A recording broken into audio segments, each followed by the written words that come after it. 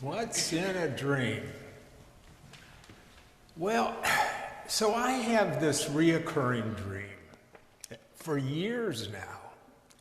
I'm in grad school at Wayne State, and I've got to be really close to finishing a master's degree, but I can't seem to figure out if I have all the credits I actually need to get the degree. And to make matters worse, I can't figure out how to find someone to help me. I'm just in a cloud, right? And it gets even worse. I'm never quite sure where my classes are. I seem to stumble into them, but it's kind of happenstance. It happens, but it doesn't happen. And then worst of all, I'm always looking for a restroom. Always in Old Main. I am looking and I'm looking and I'm so frustrated. And this is the dream I have periodically. Now, the good news in all this is that I wake up, I remember that I have the degree in question, and I can easily find a bathroom. So I have read that humans spend over 2 hours each night dreaming. And each dream lasts somewhere between 5 and 20 minutes. Gets me thinking, it's amazing how much I don't remember. Now, back in the ancient Near East, writings about dreams usually involved the visitation of a deity with some very specific instructions as to what to do next. And this morning, we have read one of the most famous dreams in the ancient Near East. Before the dream happens, Joseph finds out that the woman he's engaged to is pregnant, and he's not the father. Now, Joseph is a pretty good guy and has decided that he would quietly divorce Mary and be about his business. And what divorce means is just to call off the engagement. One night, after sorting things out and saying his prayers, Joseph goes to sleep. And he has a dream. He's visited by an angel who tells him that he is supposed to break stride with tradition and marry her, support her, and the child in question, who will then be named Jesus. In short, the angel tells Joseph to get outside of his comfort zone and to follow through with a very important act of mercy.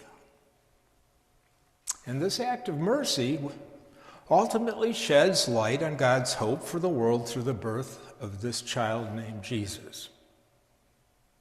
So, Joseph changed his plans. And the rest of it is history. He demonstrates what we lift up this week, and that is love. Love without condition, love that is a part of the great peace we celebrate every week here at St. John. And it is a love that is mandated if we are to follow in the footsteps of Jesus. This is what we are to do. So here's the thing. Joseph was expected to do something that he was uncomfortable with. And so are we. How do we get outside of our comfort zones? Before most acts of peace, Jesus would usually say, "Be not afraid." And that's certainly what the angel said to Joseph in the dream today. So if we are to follow in the footsteps, we are expected to love without condition. That's our job description as Christians, to love without condition. To practice the great commandment, to love the Lord your God with all your heart and mind and your neighbor as yourself, and take care of yourself, my friends. How do we do it? How do we break that down? Well, here's just a basic summary of the essential teachings of Jesus. Number 1, judge not, lest ye be judged. Judge not, be merciful to people. Cut people some slack. Cut people slack. Number 2, give generously, live generously. Look at the abundance in our lives rather than the scarcity, Recognize how we are uniquely blessed, and all of us are uniquely blessed in different ways. It's not the same for everybody. But we are invited to exude that which God has provided us. Number 3,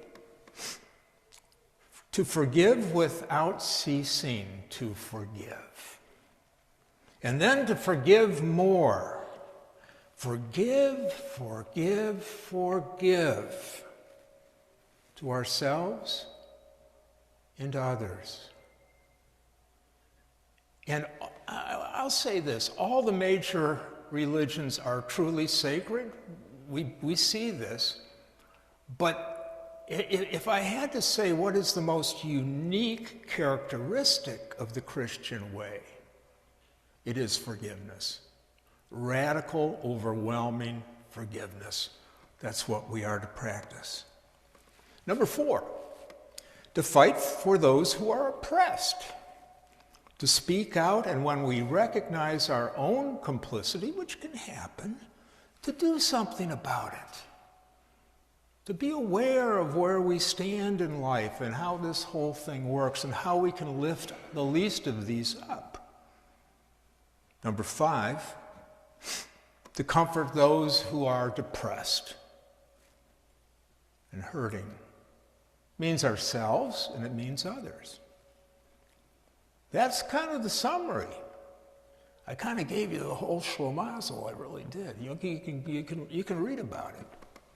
Now, the fruit that comes out of this, and there's always fruit that comes out of work, right? We do good work, we do the things we need to do, and stuff it bears fruit, right? Something good happens. And during Advent, what we look at, the fruit is hope, peace, joy, and love. Hope, peace, joy, and love. We allow God's love to saturate us. We allow it in. We see ourselves worthy of this love, and we begin to share it with others. And we become light. Become light. And so, while we wait for the birth of the baby, Jesus, we recognize that the most important gifts we have to give and receive is the gift of this love. The gift of actualizing Jesus' teachings, his hopes, and yes, even his dreams. Amen.